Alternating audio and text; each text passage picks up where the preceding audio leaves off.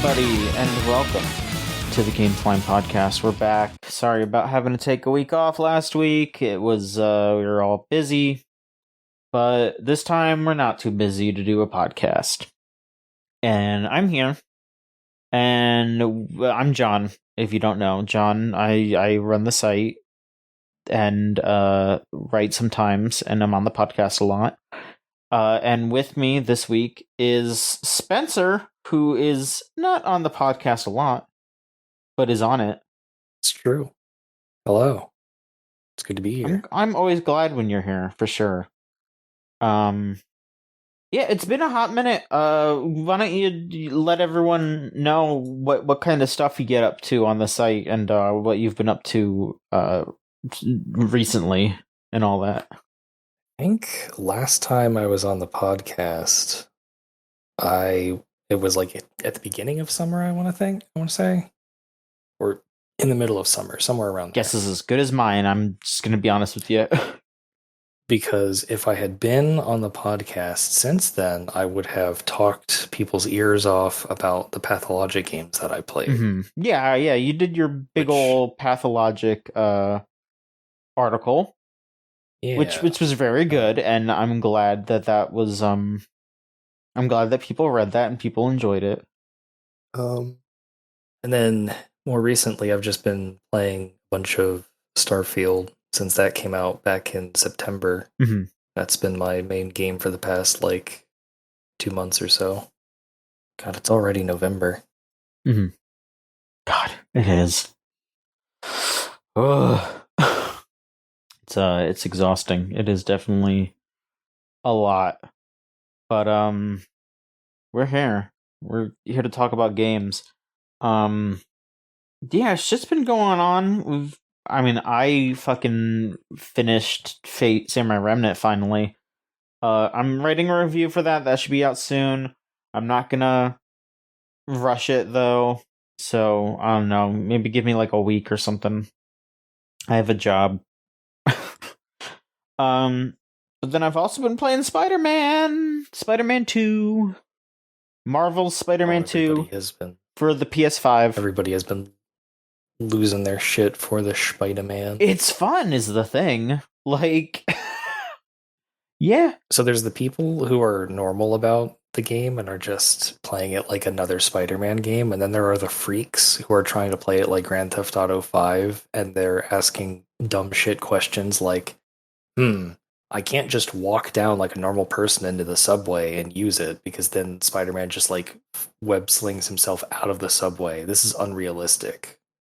Or they're finding extremely niche, you have to go out of your way to trigger these bugs, and then saying that the game is not as good or bad somehow. I think that Spider-Man doesn't want to go on the subway because it's the subway, and he doesn't want to go on it. Yeah, it's a Spider-Man game. It's all about web slinging around a city environment. Why would you want to go on the subway? I don't know.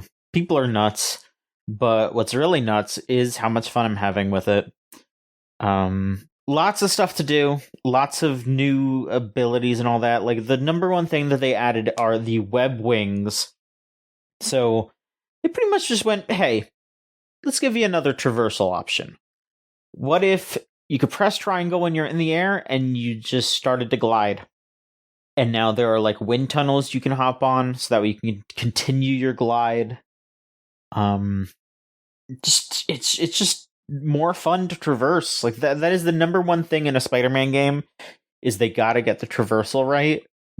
And they got it so right here. You could turn off all the web swinging assist stuff, and it feels exactly like it did on the PS2. This game has a lot of PS2 vibes in the best possible way. I unlocked one of Miles' outfits. There's a sub story where Miles is helping out a music and culture center in Harlem to get some instruments back that got stolen. And when you finish that mission, some slight spoilers here, you get this suit and not a suit and tie, but a little vest number with like a hat, and his sleeves are rolled up, like you can see his wrists. And as soon as I saw that, I was just like, that is a PS2 ass costume. That is something that you would have to type in a cheat code for on the PS2, but it's right here, unlockable. And yeah, I mean that in the best possible way. Like, that is an extremely high, um, recommendation there on my part. I'm having a great time with it for sure. Speaking of Spider-Man outfits, I saw people were clowning all over the I guess it's the last unlockable outfit that you can get for Miles, since it's an Adidas tie-in. Yeah, Did you hear I about haven't this? unlocked it yet, but I've seen pictures of it, and it is pretty ugly.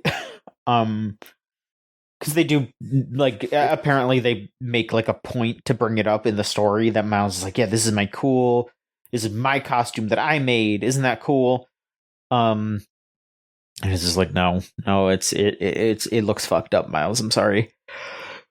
I think, like, I'm not a spider suit aficionado. I'm more tuned into like tokusatsu outfits, so like having like armor pads and belts and stuff. Mhm. And the Spider-Man suits are basically just Zentai suits with a little bit of decoration on Mhm. them. But to me, it felt, because obviously it would be this way, it felt like they designed the shoe first and they wanted to have those nice, crispy, like nuclear blue, like gel cushioning on the outer, like bottom edge of the shoe. Mhm.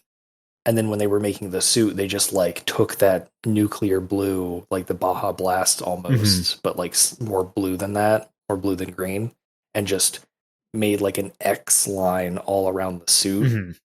going like from the up the legs into the torso and then down the arms, and it doesn't look comfortable. It looks like it would like wrinkle, like if you were to bend your extremities, like your arms and legs, it would feel like it would just wrinkle in a really like stiff and cardboard way. But I mean, it is yeah. very funny to me that it's like, this is the Adidas outfit, and everybody says that they don't like it. Mhm. Not because it's necessarily an Adidas outfit, just because they think the suit itself just looks like dog. It does just look like a shoe, and not in a great way. Um, Miles has some cool suits, though. I mean, other than the one that I mentioned, which I do actually, I said it was a bit goofy. It's a PS2 ass thing, but I still think it looks cool.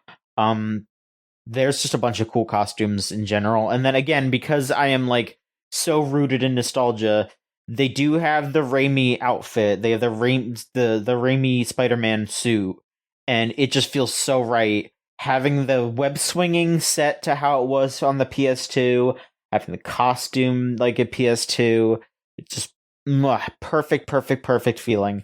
Um, but I'm also just enjoying the plot too. It's not anything that's knocking my shoes off, but it's the symbiote stuff. They did some neat little like cameo sort of things and changes to the story that I thought that Is it just Venom, or is it the other ones too? so I oh, like the other symbiotes I don't know yet. There Oh, okay. is a bit of a neat little reference to not another symbiote, but like another thing involving Venom that happens kind of early on. Um, but that was kind of just more like a neat little Easter eggy kind of thing than anything. And I don't want to spoil that. I mean, I could tell you maybe after the podcast if you want to know, but Okay. but it's just fun. I like all the abilities. I like all the side quests. There's some really like tender moments. Um, One of my favorite side quests early on was just you get some like messages on your friendly neighborhood Spider-Man app where people can just send in a request for help, and one of them is just a woman being like, "Hi, my elderly father is like wandered off, and I'm hoping he's safe. Let's Spider-Man helped me find him. And you go through a whole thing to find him and all that. You like find his inhaler and then follow the like chemical from it to find him.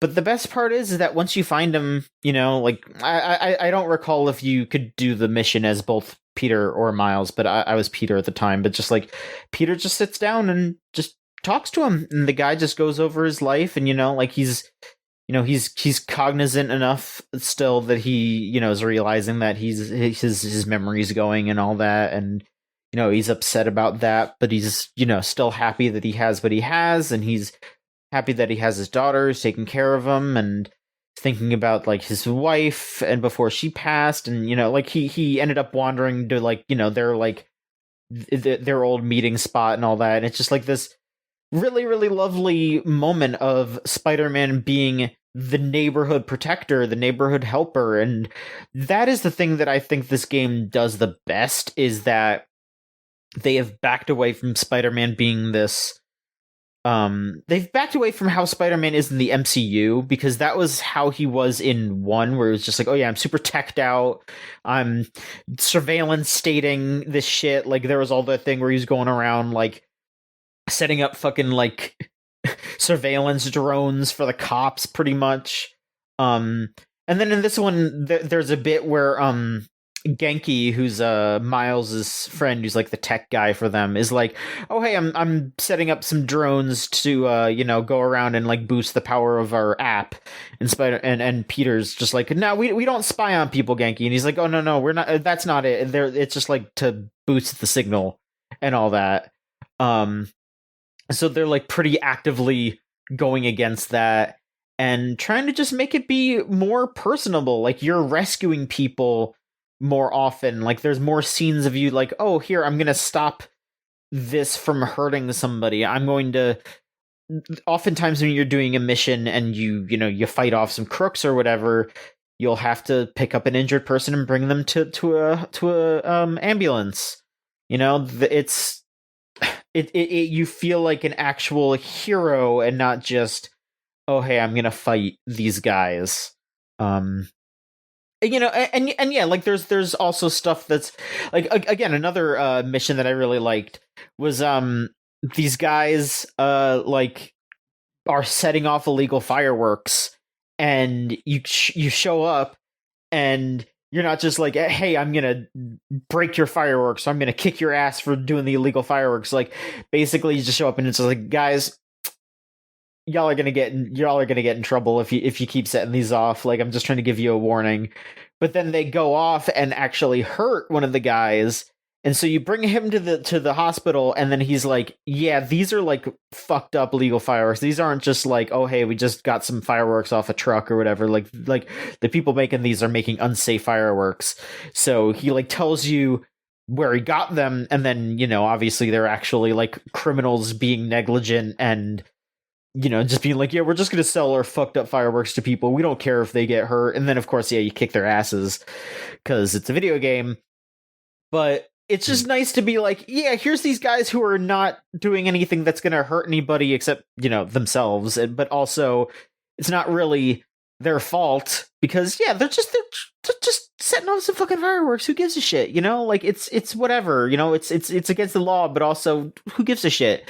But the people who are actually causing a problem are the dudes that are making these fireworks in a way that is unsafe and can hurt people. And it's like I appreciate that level of nuance in a AAA mainstream video game. I know that is probably maybe a little basic, but I do appreciate that at least.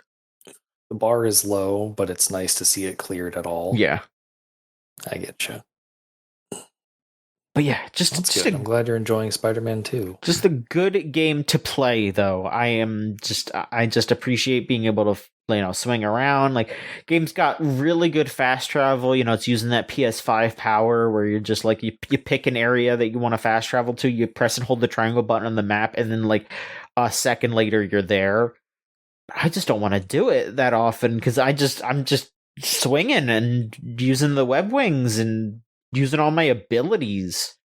to get places. That's what I'm always talking about when I'm complaining about these damn open world games is you make an open world game, so you need to have like a large playable contiguous space for the player to like move around in, and then they don't even bother making moving around the place fun. Mm.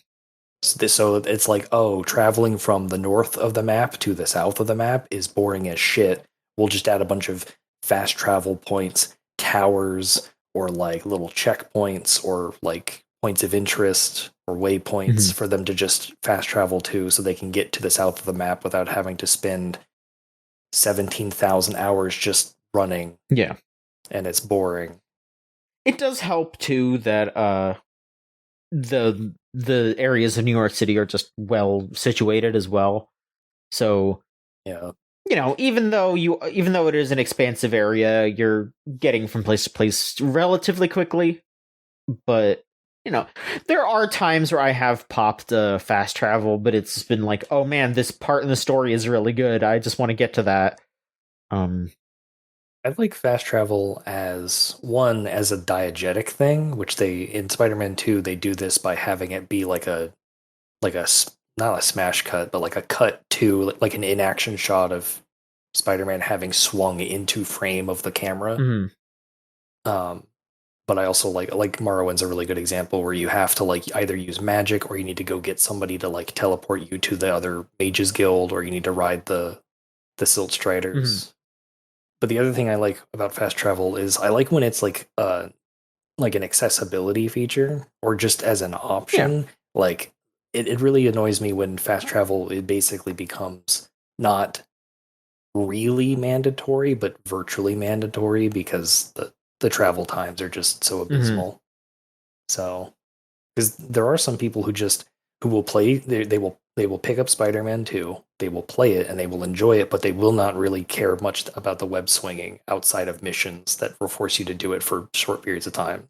They'll just want to do like the story stuff. So they'll want to go fast travel from point to point. So yeah, for sure.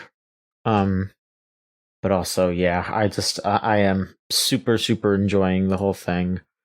I do want to see where it goes for sure. How about you though? What have you been playing? I know you talked a little bit about Pathologic stuff. Do you want to go in on that and maybe talk a little bit more about what you wrote about or anything else that you feel like sharing? Yeah. So way back in, was it April, May at this point? Shadows of Doubt went into early access.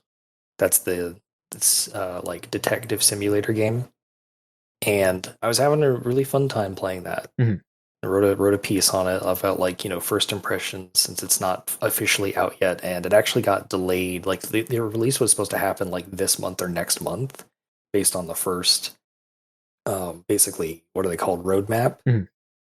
But that got delayed because the early access launch was very successful, and there were delays in getting like the first like mini pack of content out. So it's going to be officially released next year, and I'll probably write a review when that comes out fully. But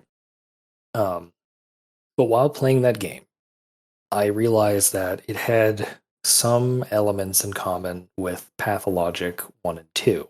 And I had tried to play Pathologic 2, like I started a playthrough last year, like around this time almost, basically like October, November.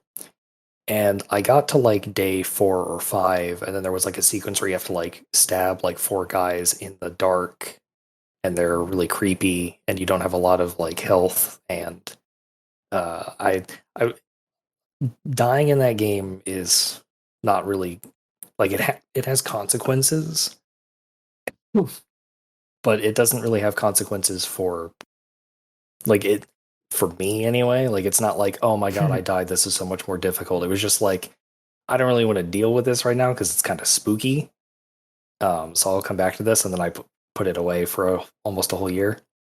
Anyway, I was playing Shadows of Doubt, and I was like, okay, so you have to like manually walk around the whole city. There's not really fast travel because the cities aren't that big. The procedurally generated cities that Shadows of Doubt relies on, it's all procedurally generated.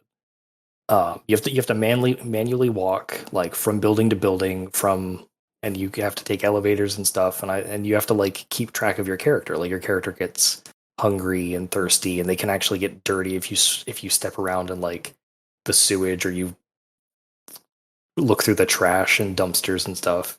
And I thought this is a bit like Pathologic too, although it's not nearly as stressful because I'm not really in danger of dying. Like you do have to eat stuff. You get hunger as a debuff, but staying hungry doesn't kill you. At least as far as I was able to tell. That might change in the future. So I thought, you know what? I enjoyed playing Shadows of Doubt. I'm going to try and play Pathologic 2. So I played Pathologic 2, and it was a complete blast. It was really fun. It's out of the two games, I would recommend Pathologic 2. One, because it's more modern. It's got some more modern design sensibilities. There's more focus in some of the aspects of the game, like creating concoctions is a bit more thematically interesting. And the character writing is way more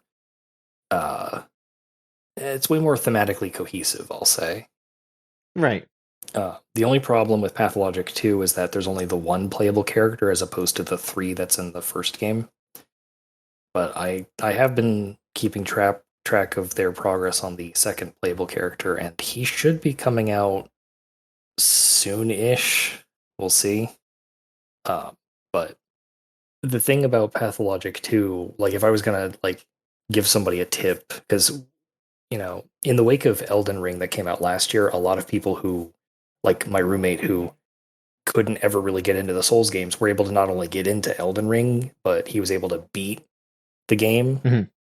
And so a bunch of friends in my friend circles were able to play and beat one of those games for the first time. And the tip that I always give people who are trying to get into those games is when you die and you lose your currency, don't care about it. Because it's just there to trick you into caring about it, so you get upset, and then you're like, "Oh my god, I'm stressed out because I don't want to lose these things." It doesn't matter. They want you to care about it so that they give you that stress, but you don't have to care about it at all, because when you get past this point that you're stuck on, you're going to make like 2-3 times as much as you've lost. It doesn't matter. Don't worry about it. My tip for getting into Pathologic 2 is the learning curve is the most difficult thing about it. Because what they did with Pathologic 2, one of the improvements they made to the gameplay is there's no quick saving, there's no save scumming. You can only save at specific points around the map. And when you die, you actually get a death penalty for the entire rest of the playthrough. And these can be things like lowered maximum HP, you get hungry faster. These can be things like you're locked out of certain dialogue options between characters. Right. And I died, I want to say like 8 or 9 times, and most of my deaths, because I got past that part where you have to stab the 4 guys in the dark, but then there was another part on like day 9 where it's a forced, because the part where you're stabbing the guys in the dark, you don't technically have to do that. I was doing it because it was supposed to like protect a character for a day, but I could have just let that character die if I wanted to.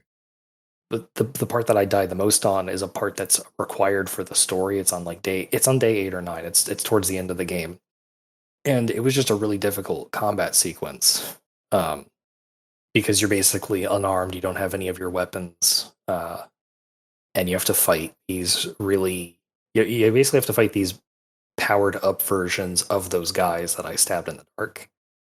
And it was totally fine. Like, I got a bunch of death penalties, but it barely mattered at all. Because by the time that I was having all those deaths, like, I basically knew everything I knew about what I needed to do in the game. I knew how to get the items I needed. I knew the layout of the entire town, so I could optimize my routes and where I was going and what I was doing and what I needed to do.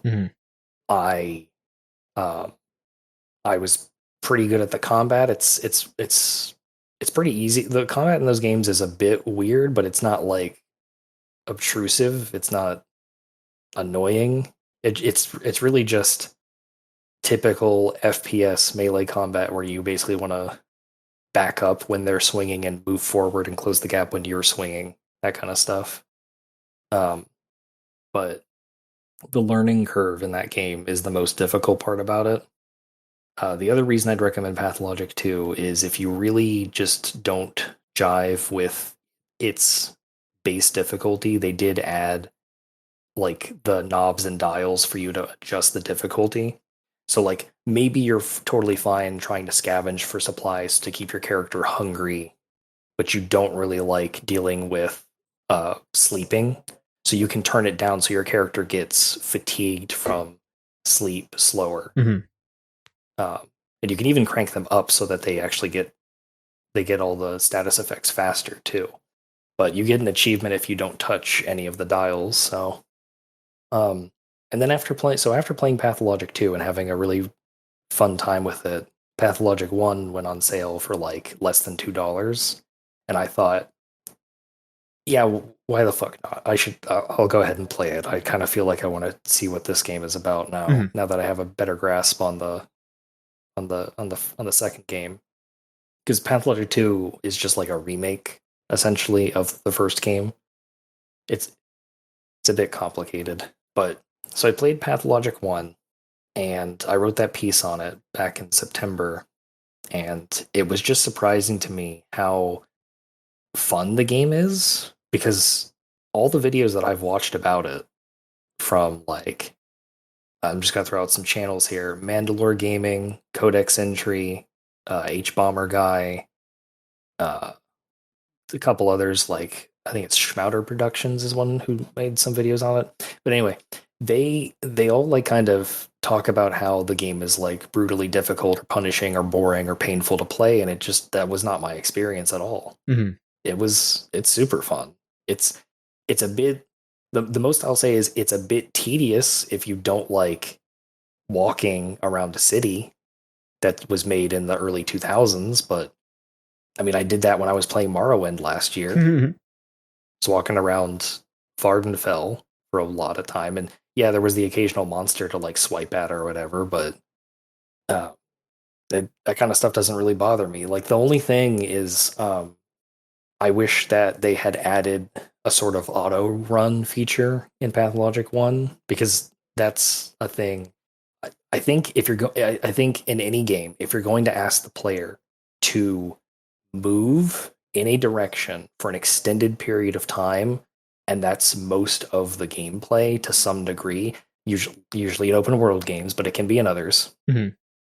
You need to give the people an auto run feature. This is why they added one in World of Warcraft. It's in Final Fantasy 14. I'm pretty sure it's in, like, I know it's in Guild Wars 2. It's basically in every MMO that have like the big open maps, because they expect you to like traverse those big open worlds, and it's painful to people with like arthritis to have to hold a button or a control stick in the same direction for extended periods of time. Mm.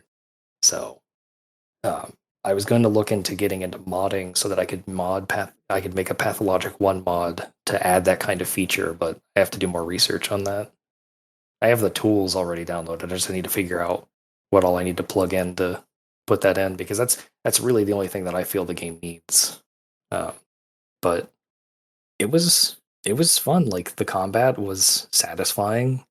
It's really fun stabbing muggers at night to get money, Mm-hmm. so you can buy bread and live.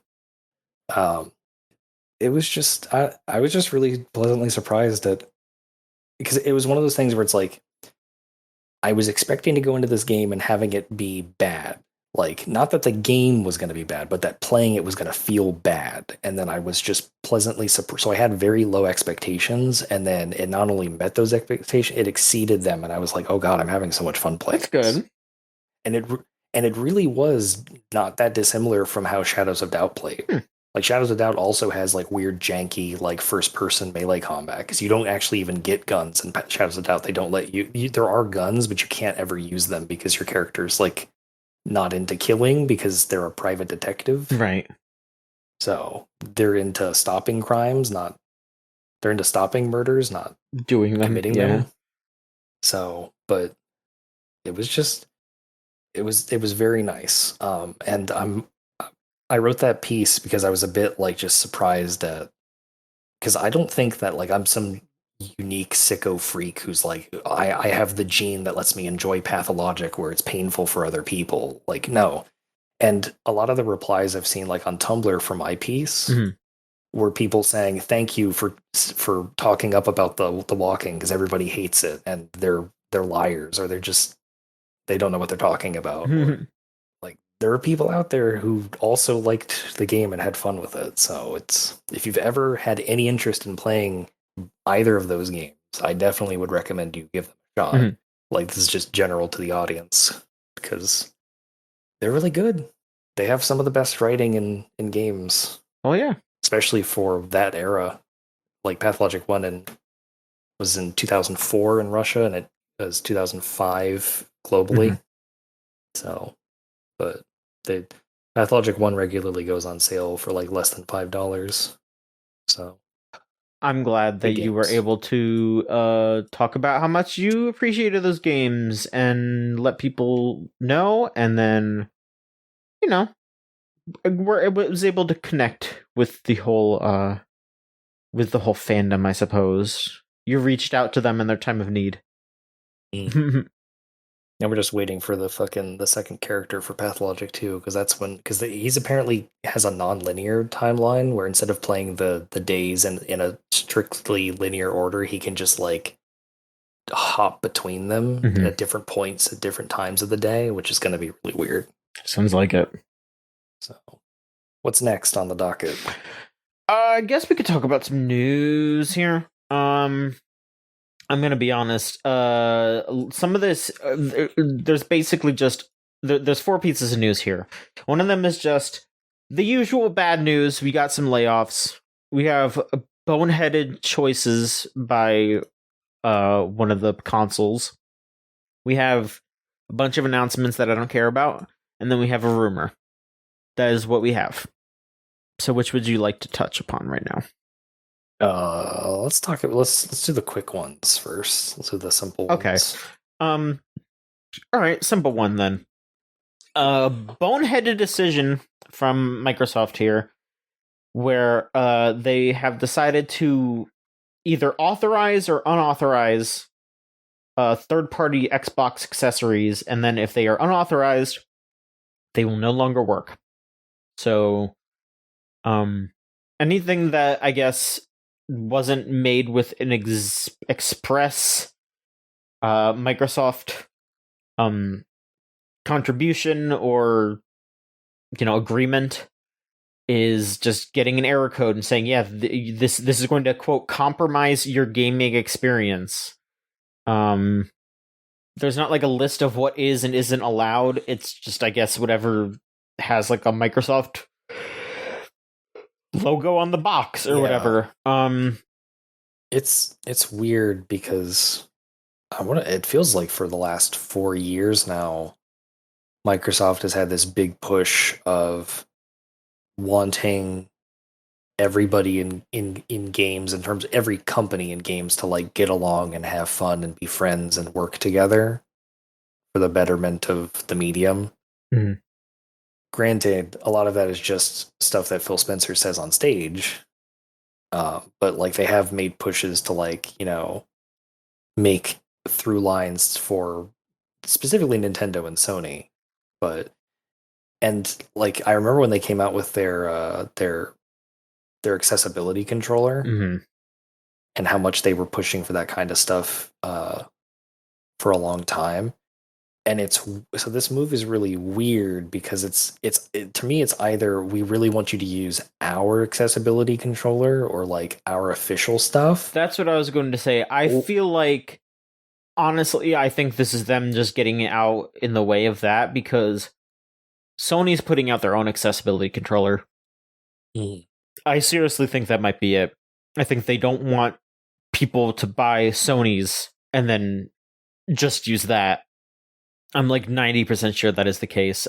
So yeah, one of the big things that people were upset about were fight sticks. Like for example, there's the Brook fight stick converters that, because most fight sticks are made for Sony platforms. And, you know, a lot of people buy a single fight stick and then that'll work on their PlayStation consoles. But Brook would sell their converters and you could use that to play on Xbox. And, you know, Microsoft, it doesn't necessarily have like a huge fighting game right now, but they're doing that like a new update for Killer Instinct. And a bunch of people are just not going to play it now because they can't just use the converter to use their sticks.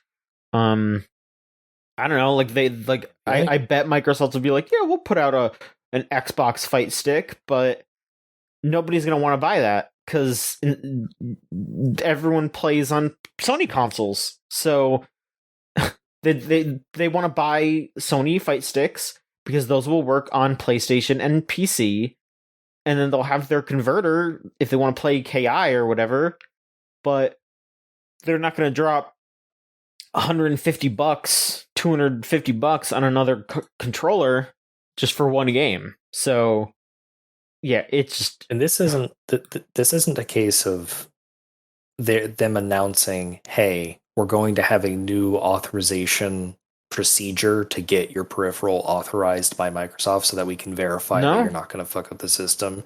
And then there's just, that's like, this isn't that. This is just them saying, hey, you're not allowed to use stuff that we haven't approved without, and then also not telling people how to get stuff approved.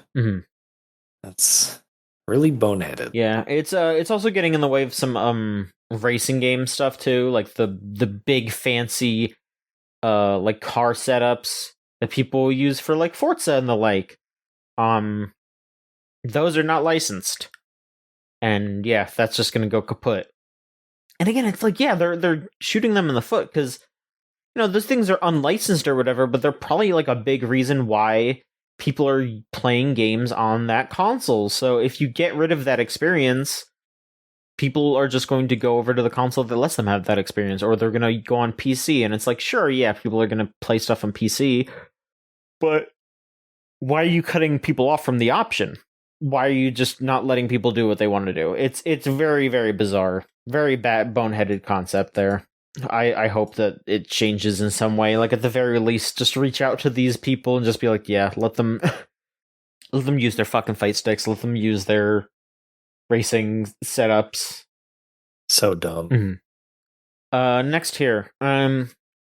Next shorter bit of news here. So a little going on real quick. Nintendo posted a patent. They filed a patent, I should say, for a new device of some sort. Now, before we go into this, I will note that normally these patents don't necessarily one-to-one align with what they turn out to be, but they're usually a good concept for what they're trying to do with the system. Like, for example, if you remember, for the Switch, they did that patent for that controller that was just like the oval that was all screen and then with the little buttons on the top of it. So, general idea there of having a portable controller screen hybrid sort of thing. And so for this one, for their next console, it sure seems that they are going to do something maybe with a clamshell again, because the patent shows a device that is a clamshell thing. It looks like a DS, like a DS, a 3DS, something like that. It has two screens, and then there is a screen on the outside. So I don't know if you have seen one in the wild, but I actually have a foldable phone, and it looks kind of similar to a foldable phone where it has the one screen on the outside, and then, you know, the foldable phone has just one other screen on the inside, and it is the long foldable screen. But Here, Yeah. it's just a hinge, so it has 3 separate screens, and one of them is on the outside, and then it is split between the two with the hinges. Of course, who knows? Maybe Nintendo is going to get into foldable tech, and maybe one of the screens will be foldable, and that'll be, what's different from the patent. Maybe it won't be shaped like a 3DS. Maybe it'll have other, like, who knows? But it seems like they are conceptualizing something that has a screen on the outside and then a screen or two on the inside. The Nintendo DS, the idea is so nice. They did it twice. Technically a third yeah, they did it time now with the thrice. 3DS. And I mean, I am cautiously hype as shit because Well, John, I can tell you now, just this exclusive leak. That new Nintendo console, it's gonna have a Mario game on it. I hope it's a good one. Oh, look, I heard Wonder was pretty good. So I'm gonna play Wonders eventually. I'm excited to play that. But no, I mean, I'm trying not to be too, Nintendo kiss ass leaker here. I am a big fan of handheld gaming, and if they bring back the DS style form factor, I'll be very happy about that, because that is my favorite console. Like, I love the GBASP, the DS, the 3DS. Those are like my favorite ever consoles. Just glad that seems to be where they're going. We'll probably find out sooner than later, though. I'm not believing all the people being like, oh, they're gonna announce something next week. Oh, it's coming up. But it seems like the kind of thing where we'll probably hear about it in the coming months. Like, this is probably the Switch's last holiday season, I would think. I don't know when the next console's coming, but yeah, this definitely feels like, this is the last hurrah in the way. We're gonna wrap this bad boy up, and then we'll put something new out sometime next year. That's what I'm feeling. Small part of my brain kind of wants them to name the next one the Switch, but like the S has been changed to a 2. The Switch. Yeah, you got it. You always gotta switch it. The thwip. They got Spider-Man on this one too. I don't have any other games to talk about. Like I said, I finished Fate, but that was mostly like cleanup stuff and the endings and all that. Yeah, you're gonna go more into that for your piece.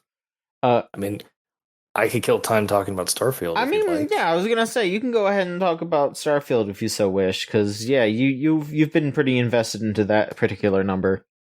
So I was not on the hype train for Starfield at all. Mm-hmm. I was not keeping track of like anything about it. I think I watched a small video that they released like 4 or 5 months ago, and that was basically it. I was not that excited about it. So then it comes out on Game Pass, and I'm like, I can try it. It's on Game Pass. It'll be fine. Start playing it, and I'm like, this is all right. It's a bit weird. I haven't played I started after I finished Morrowind last year over the summer. I booted up and played a new playthrough of Skyrim just to get back into the swing of things, because there's a bunch of stuff that there's stuff I still have not done in Skyrim all these years later. Like, I have never done like the Dragonborn DLC. Like, I've started it, but I've never finished it. And that's still true right now. But so I played through Starfield, and I keep hearing those articles and those pieces and those YouTube videos coming out saying that people are talking about New Game Plus. That's when you need to start playing the game. And I'm thinking, okay, that's a bit weird. So I played through Starfield, and I think it takes me 17, 20 hours to get through the main campaign. Maybe a bit longer than that, because I did some exploration stuff. And then I get to New Game Plus, and my first thought is all those people are out of their gourds, out of their minds.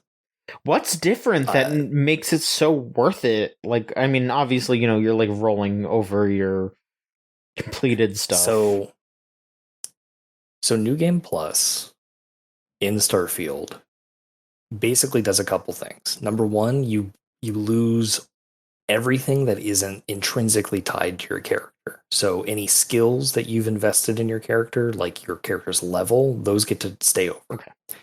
Your character's background that you pick at the start of the game, as well as any traits that you picked, those also get carried over. But you lose any items, you lose all money, you lose any houses you've bought, any ships you own, you lose quest progress for everything. You just straight up start the game having done the tutorial, basically. Okay. And from there, you can just go wherever you want. What you get out of New Game Plus is you get a second starter ship, which is good at combat and exploration, but isn't customizable. You get a unique set of armor. It's legendary, so it's got 3 unique effects on it. And you can save scum to just re-roll that armor if you want. It's got a unique look to it. And you also have the opportunity to go and when you go and start the story, you have an option of basically either playing through the story again normally, or you can actually do a truncated skip version of the story where you just do the last 3 missions of the story. And then during your New Game Plus playthrough, you have extra dialogue options you can take. Mm-hmm. Uh, the other thing that's an advantage in New Game Plus is that when you go to start the main quest, there's basically different alternate starts to it. I'm going to use Spider-Man as an example since we were talking about him not that long ago. Let's say at the beginning of Spider-Man 2, it has Uncle Ben die, Mm-hmm. right? Then you play through Spider-Man 2 and you New Game Plus it. Now in New Game Plus, you can do a playthrough where Uncle Ben doesn't die. Mm. It would be like that. Um, it mostly only affects uh, the very start of the main storyline, but I've on my main character, I'm currently on New Game Plus 7, so that's on my 8th playthrough on that character. All right.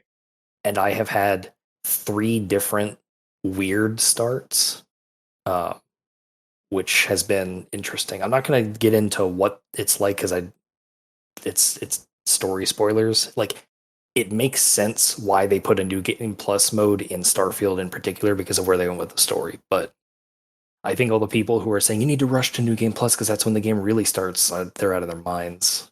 Just play through the story. Just play through the game at your own pace. Just be normal about it. You don't need to rush through it. But as for the game itself, it is basically a jack of all trades game. Um, I think Elite Dangerous has much better ship flying. It's much better as a spaceship simulator. Uh, and it has much better, like, you're able to fly and land down on planets manually. Um, like in Starfield, when you go and dock with a spaceport, you basically just hold a button and then it does the docking animation. Like, it's almost straight out of, like, Interstellar, like the movie. Like, it does, like, a little camera shot like that of the 2 docks coming together. Mm-hmm. But in Elite Dangerous, you have to manually land your ship on the docking pad, which requires some amount of skill to do without like crashing and shit. Because you don't want to do that. You got Um, your cool ass ship.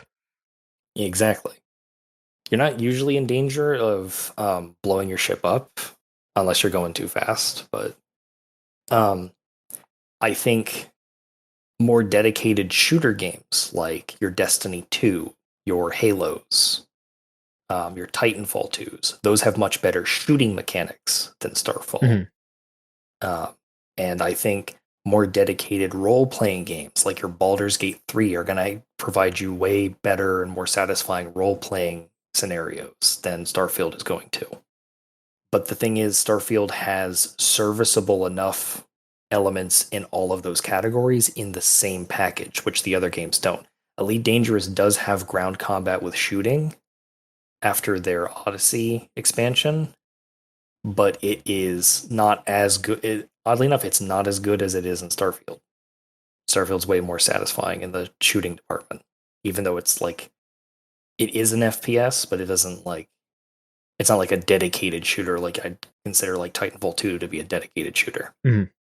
Um, I think if Starfield to me is like space Daggerfall is how it feels like. It plays a little bit like a blend between Skyrim and Daggerfall, but it's in space, obviously. Mhm. It's got some elements of like the Fallout Bethesda style, like, oh, these idiot settlers thought they could just colonize a planet that has giant like giraffes that have like teeth as long as swords, and they thought it was going to be fine. So then they all like ate shit because they were teasing the teeth giraffe. No, it's got some of that humor in there, but like it's not like in Fallout 4 where like every single time you go into like an abandoned building, it's just you just hear some you just open up some computers and you see some documents about, oh, the CEO did some boneheaded shit, so now we all have to take our toilet breaks in the copy room or some shit. It's not like that the whole way through. There is some of that, but it's not like ubiquitous. Um, and that's part of what made playing through Starfield enjoyable is because it pulls from almost every science fiction work you can think of. It's got elements of the big ones like your Star Trek and your Star Wars and your Dune, but it's also got elements of more cult classics and niche titles like Outlaw Star, Firefly, um, Trigun, Titanfall, Starship Troopers. Like, if you name a science fiction thing, it's probably in there. Like Alien Hmm. is also a good one there. So, uh, to me, it's just a really good vibing game. They do a really good job of capturing specific moments in all those different sci-fi works. Like the scene in Alien when they're exploring the ship and they find the eggs, that's in there. They captured that moment. They don't really focus too much on like the investigating the chest burster as it's inside the guy. Mhm. It's not really, or there's a couple moments where you can be like being hunted by the alien or whatever, but it's more like capturing specific. It's like they looked at concept art of all these works and were like, we want to capture this kind of feeling, and they do a really good job of that. Like if I went and rewatched the original trilogy of Star Wars, and like the scene where they in A New Hope where they pan over all of Mos Eisley at the beginning, um, that's the vibe that they kind of want to capture. Mhm. They don't really want to capture the Luke and Darth Vader having the lightsaber duel in Empire Strikes Back. They want to capture like the smaller moments, uh, and the music's part of the best part about that because they have a really good blend of weird music. Like they've got blends of like cyberpunky type music because there's a cyberpunk city that you can visit. Mhm. They got elements of just like nice Star Warsy ambient music. So, but I think like because a lot of people were chomping at the bit to basically say that Starfield was a bad game because it's a Bethesda game, it's a Todd game. Come get your Todd slop. And I can definitely understand that sentiment, but if you're that kind of person, you're probably not going to like it anyway. Right. So it would be totally fine to just skip it. But if you did enjoy elements of Daggerfall, Morrowind, Skyrim, Fallout 4, uh, Starfield feels like the best version of those games in terms of like the kind of game Bethesda wants to make, where they want to give you like a game where you can like go anywhere and do anything. I do still think there are some significant problems with the game. Like a piece I want to write is basically the top 10 mods that I want added to Starfield, which by the time that piece comes out, those mods might exist. Uh, You got but to put it out there. yeah, um, like just a little spoiler here. One of those is when you're taking off in your ship from a city. I want new liftoff animations because the cyberpunk city is called Neon and it's built on top of a giant like it's built on basically on top of 4 oil rigs, basically. So it's this big city in the middle of this ocean planet, right? Right. And when you take off with your ship, your ship is facing the city, and then it flies directly into the city before it veers up in a 90 degree and starts going into the atmosphere. And if your ship is big enough, it actually clips through part of the city. And I don't know why they didn't just have your ship like turn 90 degrees like to the left and then take off that way. Because they wanted to show part of the city you're taking off from, I assume, but it just looks really, really weird and reckless. It's not a game breaking thing, but it just looks a bit. It definitely does not look OSHA compliant. I will tell you that. But it's much better than I initially gave it credit for. And I know people have been nitpicking a bunch of like the weird little quirks, like the NPC. Like they did a good job of populating each of the cities with like a healthy amount of NPCs, but they all have like these really weird, like bug-eyed stares. That's just how it is these days. It's rough out there. Like I know the meme is like the INTJ stare or something like that, but these folks have like the STFD stare is what I've been calling it, the Starfield stare. It's really fucking weird. It's like they have their eyes wide open and then their pupils are just constantly looking at you at any angle. It's really, really bizarre. One of the weapons, one of the guns, the double-barreled shotgun, does not have a trigger modeled on it. It's another little Bethesda oops. But at least in my experience, all of the bugs that I've encountered have been remedied by just starting the game over. Right. So I haven't run into anything that's been like truly like just game breaking. But I think it's good, and at the very least, if you're somebody who doesn't like sci-fi, or if you're somebody who just doesn't really is not that enamored with the idea of Starfield, or maybe you play it or maybe you play it on like Game Pass, right? And you come away from it going, I don't really care about this game. I don't care about the world building. I don't care about the characters. I don't care about the story, because the main story, in my opinion, is like serviceable. It's fine, but that's not the main point of the story. It's the whole package of just exploring planets and going and helping people or being a space pirate and shit. That's the part that I like. At the very least, what I have seen from Starfield, when they take this version of the engine and put it into making Elder Scrolls 6 in like 17 years, that's going to be a really good game. And it's going to be gorgeous. So there's my Starfield rant. I appreciated hearing it. No, that was an eye-opening for sure. Because like, I feel like 90% of people are just like, oh boy, they got Starfield. It happened, and then it didn't happen after that. Like nobody really cares. But it's nice to hear from somebody who, is enjoying it, and maybe, obviously doesn't think it's like the greatest thing since sliced bread, but hey, it's got merit. There is something to it, and I'm glad that you're out there able to chat about it. It's good. Yeah. All right. Okay, these last two bits of news, they're the more big ones. I'll be honest. So one of them I don't want to talk about because I just don't want to fucking talk because I don't give a shit.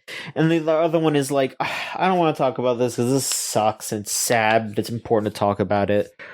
So I think I'm going to talk about the one that I don't care about first. The BlizzCon happened. Sure did. Yeah. Blizzard is out there and is a company and does exist. And weren't they bought by Microsoft? Didn't that go through this year? Yes, because they bought Activision. Because Blizzard was bought by Activision, and now Microsoft owns Activision. So, yes, Blizzard is owned by Microsoft now. Ugh. They revealed some new Overwatch heroes. There is... Earl. Yeah, there's the new guy who is, like, I guess, like, playable now. Or very soon. Is a guy named Mauga. He's a big Samoan dude. He does... Yeah, the guy who looks like Maui from Moana. Yeah, he does just look like the guy from Moana. Which, I mean, people say Overwatch looks like Pixar, so Moana's not Pixar, but close enough. They also said that there's going to be 2 other characters, a damage hero named Venture, and a support hero who just has a code name Space Ranger, who is a chick in like an astronaut suit. They also said that there is going to be a new PvP mode called Clash, which is a 5-point capture mode. They are doing some themes, such as Eldritch Horror, Egyptian mythology, witches, and a mirror universe where heroes become villains and villains become heroes. So they're doing Shattered Glass too. Okay. Mhm. I don't know anybody who's still playing Overwatch. Do you? I don't either. I know Rose was playing it with her girlfriends and one of her friends, but they kind of stopped after a while. But that was like months ago. Yeah. Like they stopped playing that like I want to say summertime. I think I saw like 1 or 2 people being like, I re-downloaded it to get the K-pop skins, but then I saw how expensive they were, and I was just like, I was just doing like the smiley friends thing, just like, you re-downloaded Overwatch for K-pop skins. you just pointed at your screen and said, "You're a freak." Yeah. The big news that I heard from this was the World of Warcraft expansions that they announced, because they said something about like they're having a trilogy of expansions that are going to be tied together. Yeah. So they brought back Chris Metzen semi-recently. Yes. And with that, they said, hey, this is the next he is here to be here for the next 2 decades, 20 years of Warcraft. And yeah, the first thing will be the World Soul Saga, which is 3 expansions. The first one is The War Within, which is the next one. I don't know when that'll be next year. Then after that is World of Warcraft Midnight, and then World of Warcraft The Last Titan. Yeah, I'm just gonna pause right here for a second. The War Within, you said, do have to point out that that's one of the big quests that's in Warframe. Like the first big quest is called the Second Dream, and then the one after that is called the War Within. So that's very funny because since Shadowbringers and Final Fantasy Realm, after they did one of their expansions, I think it was Battle for Azeroth, might have been before or after, they came out with the Shadowlands expansion, and people were saying, "Oh my god, they're just copying Shadowbringers." That's not really what Shadowlands was about. They were just making fun of the fact that they just copied the name sounded a bit similar. I can't believe they're doing it again with Warframe now. Well, you'll be able to do battle in the War Within next year. You're going to go to a subterranean kingdom, apparently. That's where it is. Oh, sick. You're not battling anything like within yourself. You're just going into the ground. That makes it even funnier because in Warframe, the War Within is absolutely like an internal struggle with yourself. And then so it's like they looked at that and went, yeah, the War Within, like within the planet, let's go. Going in. Like they just took it literally. Going in. Yeah, the Midnight one, it says you will return to the old world, sending players to the fabled lands of Kelthalis, wherever that is. That's some elf shit. Sure. That's some elf shit. And the last one, the Last Titan, it says that you will go to Northrend, and you will see the Titans of Azeroth, and you will learn the true nature of those Titans while you're there. Incredible. Oh boy. They are also bringing Cataclysm to World of Warcraft Classic. Man, it's kind of weird, like, how that's happening. Like, I don't know, like, when they originally announced WoW Classic, I was like, okay, yeah, this is, like, for people who want to experience the original, but now it just kind of feels like they're just redoing World of Warcraft. They're just, like, running it through again. Like, what happens when WoW Classic runs through, like, enough of it? Are they gonna reset it? Are they just going to keep going and they're just going to have like a version of the game like 6 expansions behind forever, and then they're gonna like start it up again in like 15 years and just be like, here's WoW Classic. It's a really like uniquely bizarre situation. Yeah. Because Cataclysm was when I played World of Warcraft. I played it for exactly 1 month. And it was during Cataclysm. It was actually like one of the last months of Cataclysm, because the month that I stopped playing it, it was like July 2012, I want to say. That's the month I played World of Warcraft. And then August, Mists of Pandaria came out, but also Guild Wars 2 came out, and then I swapped over to Guild Wars 2. Right. So it's weird to think that when they released WoW Classic, like, we all thought, oh, this is going to be like for the people who keep saying like old WoW is better, so they can just have WoW vanilla mode, and then like that they'd probably add like Burning Crusade and Wrath of the Lich King, because everybody talked up for ages how good those expansions were because of the stuff that they added, and the story implications they had. Yeah, like specifically Wrath. Even as somebody who does not know much about WoW, like I distinctly remember how like pushed Lich King was and how much people were talking about it. Like, yeah, like I feel like Wrath of the Lich King was like the peak of World of Warcraft. And like I guess I just always assumed, like a lot of people, that WoW Classic would just be vanilla Burning Crusade and Wrath of the Lich King, and that would be it, because that's like the most classic of classic World of Warcraft. And now they're all the way up to Cataclysm. Yeah, Cataclysm was specific because the thing is though is that, like, again, I don't know a lot about WoW, but I do know that Cataclysm's whole thing was that they were like restructuring the entire world so that way it could go into this new era.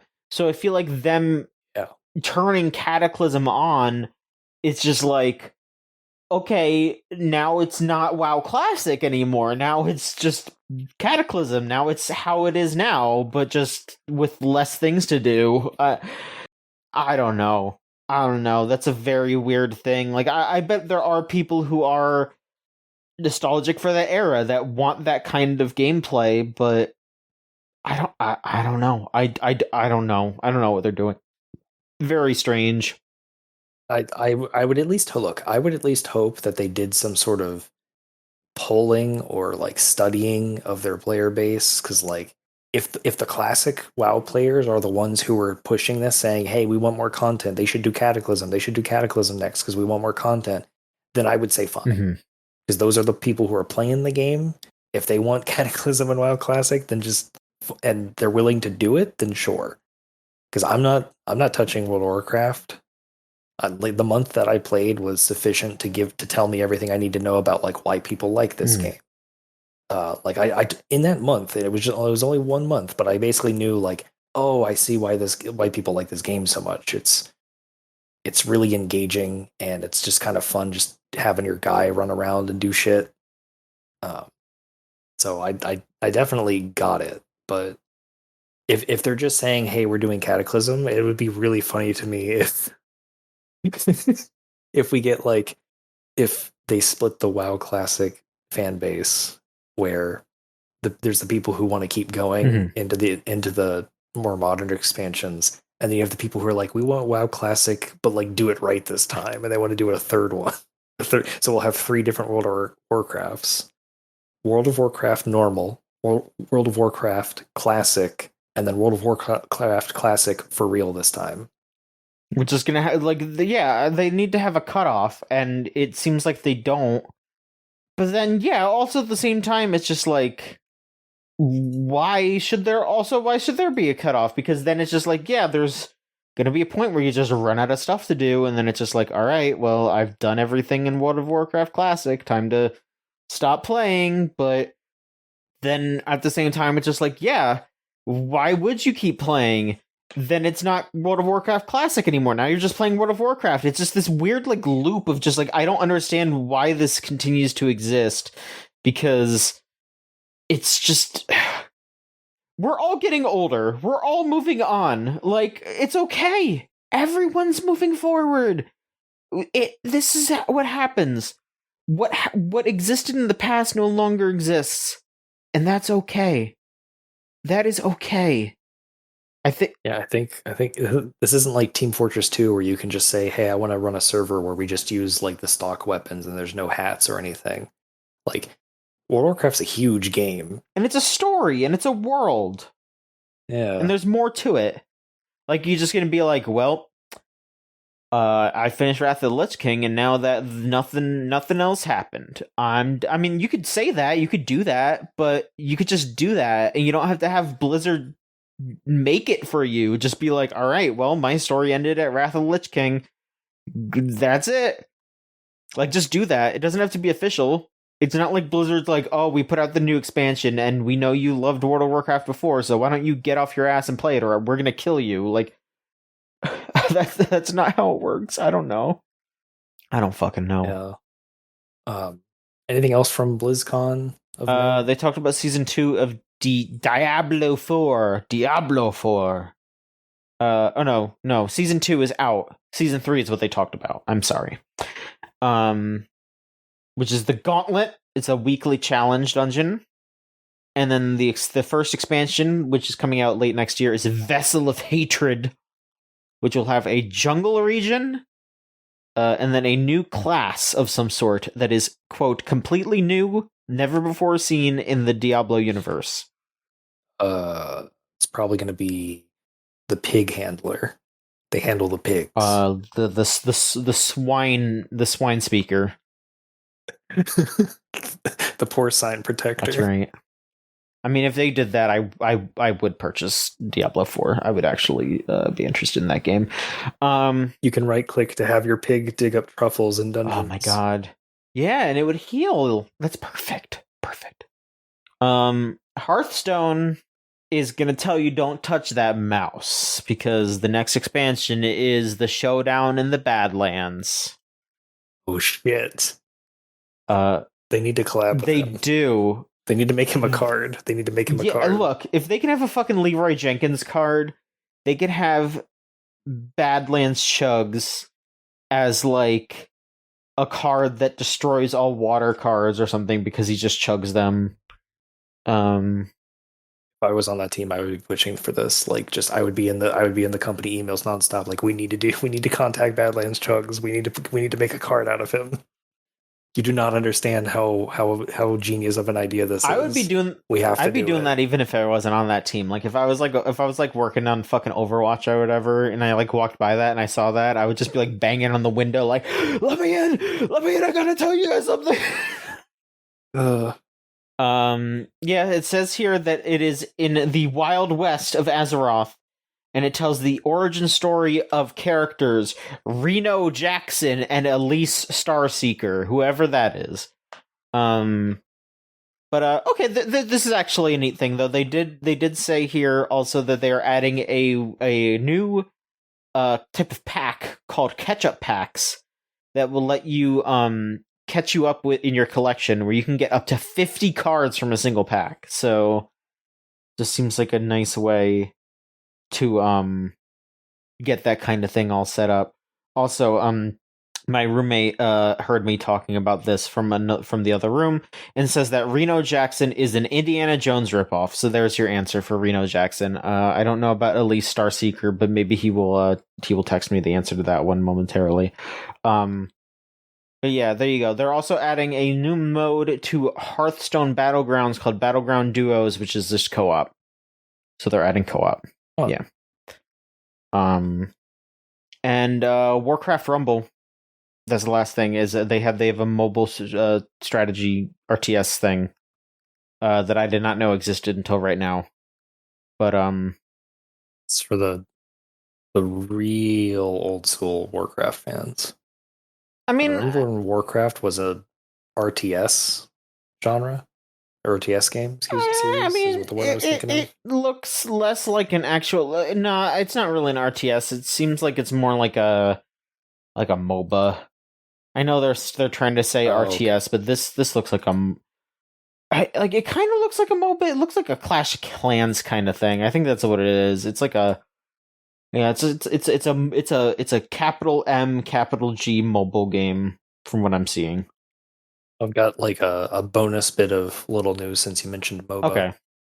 So the Dota 2 international tournament Uh-huh. happened that last weekend. Uh, so we had a bunch of friends over from all over the country, Okay. and I'm the one friend who doesn't like Dota 2, so I didn't actually go to the tournament.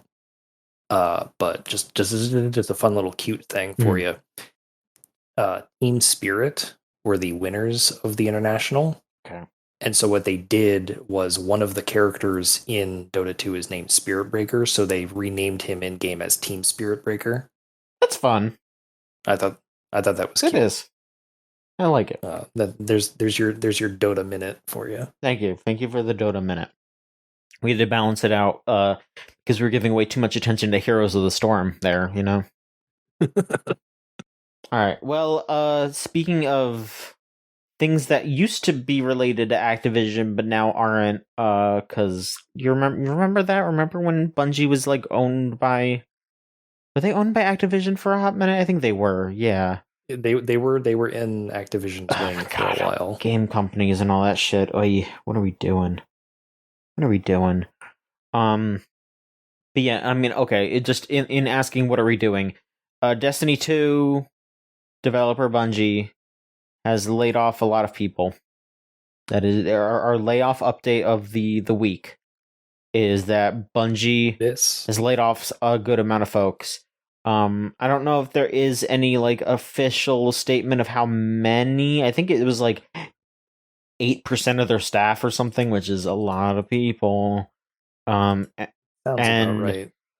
they let go of some big name people. Like, obviously you don't want to be like, oh, hey, some people are more important than others because, you don't want to like kiss too much ass or whatever. Um, but they fucking let go of like their main composer. They let go of their main composer, and they also, who I believe has been working at Bungie since Oni Yeah. in the 90s. And they also let go, I don't remember his name. It's like Michael something, I want to Hmm. say. But they also got rid of Lorraine McLeese, who started in 1999. And she designed the original Halo Yeah, logo. the fucking Halo logo. And to like just pile onto here, um there was just a bunch of like monetary bullshit that went down. They laid everyone off on the 30th, so everyone just had one last day of health insurance coverage. Um or no, employee benefits. So no, health insurance was not included in that, but just their other benefits are basically just like cut off right there. Um It was a really shitty thing. This is all that the Destiny 2 community has been roiling about for all of the week, understandably so, yeah. because it was incredibly shitty. Yeah, absolutely. Paul Tassi writes for Forbes, and he's their like Bungie Destiny 2 like Mhm. correspondent. He's been putting out pieces like almost daily, updating about what's been going on. As it should be, because yeah, this is it's a lot. Um, yeah, another thing that they were doing here is that like Bungie employees had shares going on because of the Sony purchase, and or they were going to get the shares, and then like they got fired, so they're not going to get the shares now. Yeah. um, just bad, just real fucking bad. Yeah, it's Michael Salvatore is the composer who got let go. That's it. Yeah.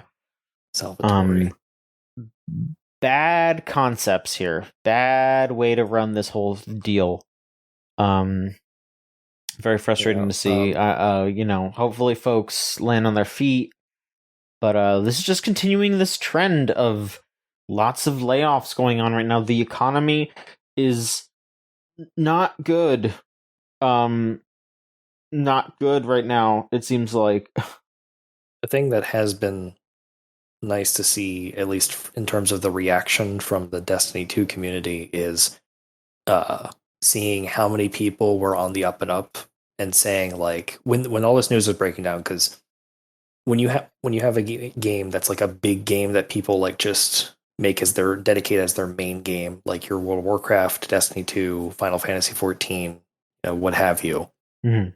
There's a tendency for the people in those communities who play those games to just kind of laser focus in a vacuum their own game and not really care about what's going on anywhere Right. else.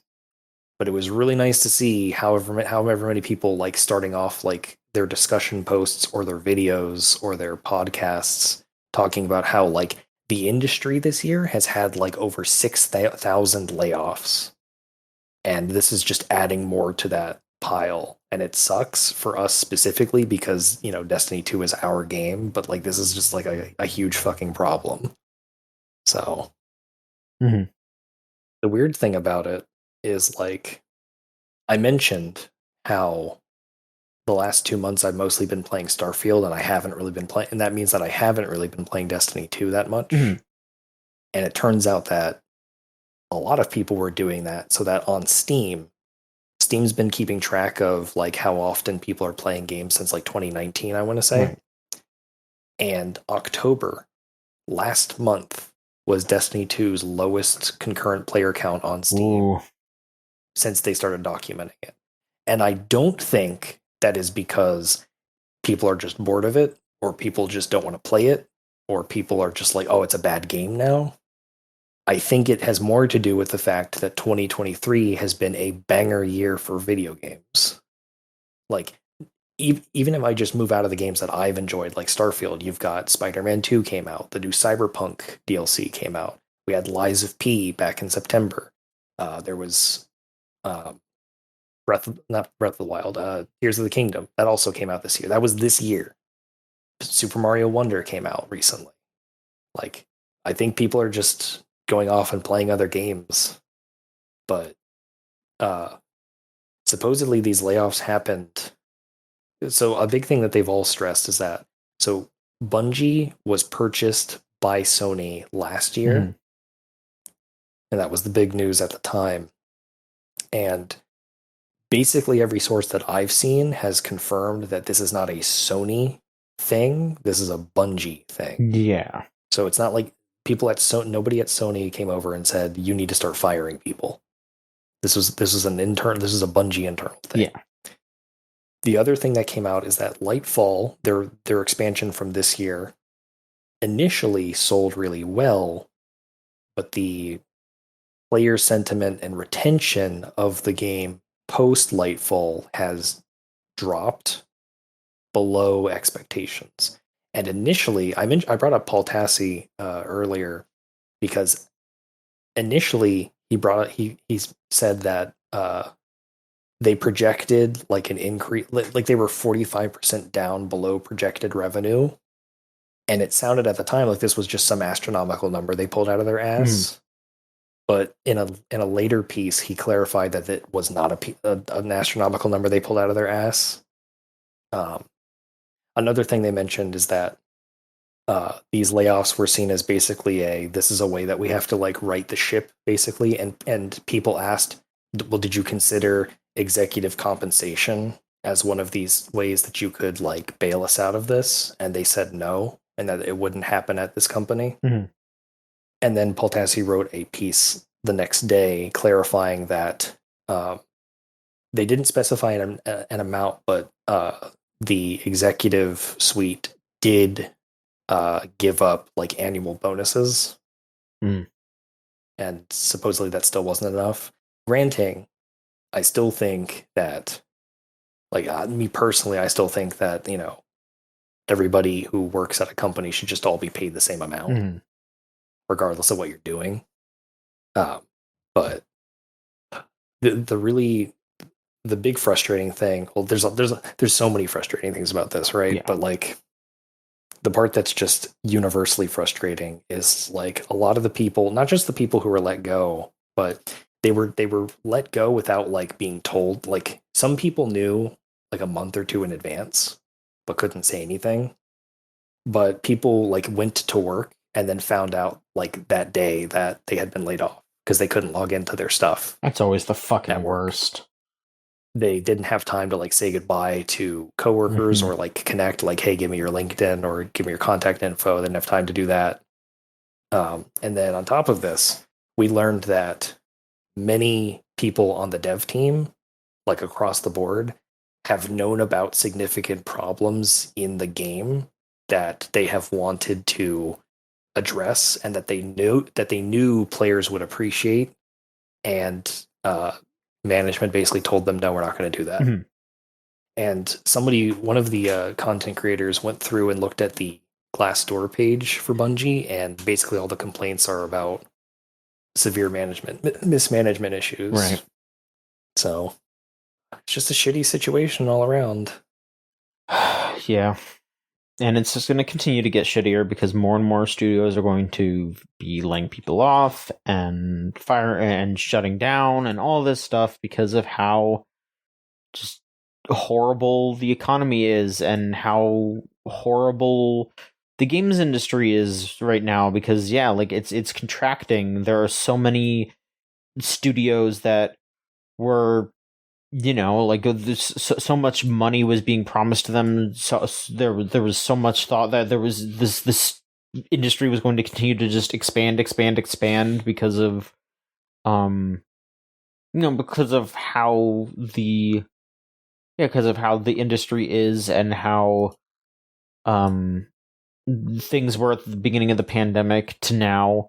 People are not spending the money that they were spending, and all these companies are just not understanding. I need to put a cap on how much revenue you can have per year. Yeah, that would be great. And then once you reach that cap, any additional revenue goes to your competitors who are not doing as well. That'll definitely slow them down. Wouldn't that be nice? Or maybe they just won't care. Mm-hmm. Is that all for the news? Well, that was all that I had written down, but I started to look back on the news section, our news channel, and there was one, I don't think we'd really have anything to say per se about that Silent Hill thing that came out. It looked like shit. Oh, the Bloober Team No, thing? I mean, there's that. That also looks like shit. I meant the streaming thing. It all looks like shit. It just looks bad. I think Silent Hill fans, for their own safety, should just move on to other games. Y'all, Signalis is really good. You should play Signalis. Yeah. And like you can still have the Silent Hill games. They're still there. You can play them. Yeah, you can do that too. But yeah, the last bit of news here that I wanted to talk about, because this was just one of the most insane things that I've ever seen, like straight up. So there is a game called Timamine,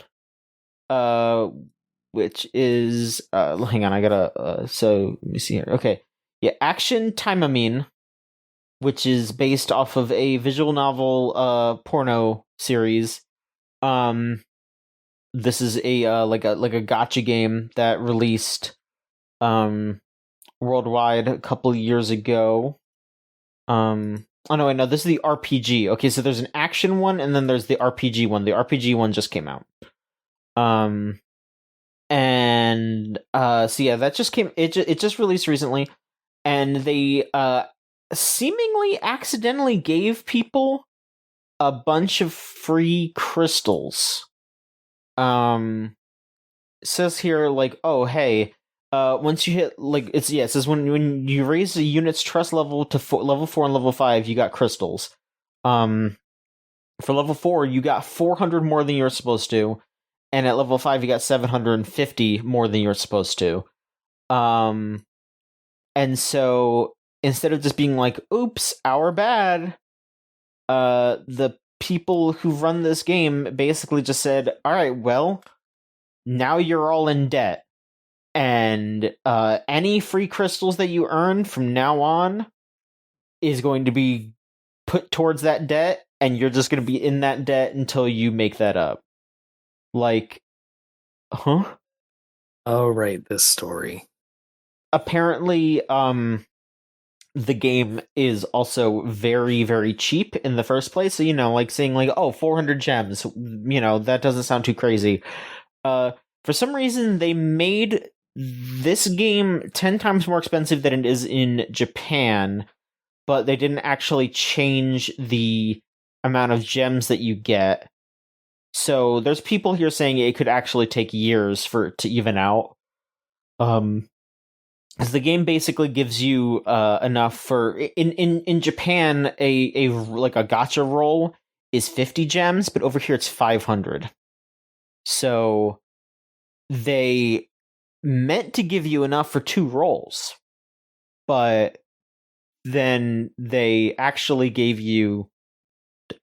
to give you way less. So it's just this weird, like, we gave you too much, we didn't give you enough, all that stuff. It's just, people are fucked. And this game is this game's gonna get shut down like very soon because everyone's just gonna drop it because you're in debt. They're making you in debt instead of just letting you play the game. That is so bizarre and also kind of funny to think about. Like, I think about if that happened to me in the 2 gachas that I play, Arknights and Honkai Star Rail. If that happened to me, like, at least those games are fun to play, and I basically have all the characters that I want right now anyway, especially in Arknights. Mm-hmm. So, like, not being able to roll on characters for a while wouldn't be that big of a deal for me personally, but Arknights is also a game I just enjoy playing. So, but like if you still wanted to roll on more characters or whatever, or if the game just wasn't that fun to play to begin with, like, yeah, just drop that shit. It's so funny. What are we doing, y'all? I would if I were them, I would have just said, we'll just cut the losses. We gave them too many fucking currencies, but like to make our player base go into debt to cover up our mistake, that's bad PR 101. Come on. It's bad and very funny. You can just say oops. You can just say oops and move on. You do the what? I don't know what anime this is from, but the gif of the woman who's in like the navy suit and she does like the and she sticks her tongue out like me when I'm confronted on a war crimes tribunal for doing war crimes. It's from me. You're under arrest. Thank you. All right. So we did only get one question. If you want to send in questions, you can go to gamesline.tumblr.com/ask, and you'll sound like this. Rose sent in a question because she couldn't be on here and said, "Did you know Alan Wake 2 is goated?" It's true. Thank you. That's my input. Thoughts? I want to play it, but I can't yet because I have other things that I gotta buy. He's goated, you say? Like with the sauce and everything? I mean, I would describe Alan Wake as a quirked up white boy. Absolutely. 100%. Quirked up white boy with a little bit of swag, busts it down, sexual style. Is he goated with the sauce? Rose says yes. I mean, I don't know if he's breaking it down sexual style. I feel like he's breaking it down like just he's breaking down like mentally, maybe, but maybe a little sexual style. I'm not sure. But he did. He's busting it down scriptwriter style. Yeah, and I mean, the game sounds like it's goated with the sauce at least. So, yeah, I definitely look forward to playing it after I play Alan Wake 1 because if I played Alan Wake 1 a little bit this year, if I had played it a little bit and just decided I don't really care about this game, then I wouldn't bother with it. Right. But it does seem like a fun game to play, to me anyway. So I'm willing to do that. But it's definitely Alan Wake 2 is definitely a Rose game more than it's going to be a me game. Yeah. So, and that's fine. I really hope I get to play it before I end up getting spoiled by parts of it from people posting about it, because I have seen some shit already and it's really funny out of context. Those are my thoughts on Alan Wake 2. Yeah. I really liked the original Alan Wake when I was younger. I don't think I ever played American Nightmare, or if I did, maybe I only played like a bit of it, or maybe I played it a long time ago. I mean, I also played the original a long time ago. I don't know. I think I'm gonna have to replay those games. I think that's my thing, is I'm gonna have to replay them. And I also never played the Alan Wake DLC for Control, which I think I have heard is pretty essential. So there's I started playing. I should go back and finish that. I started playing that a little bit ago. There's shit going on. There's going on. He's out there.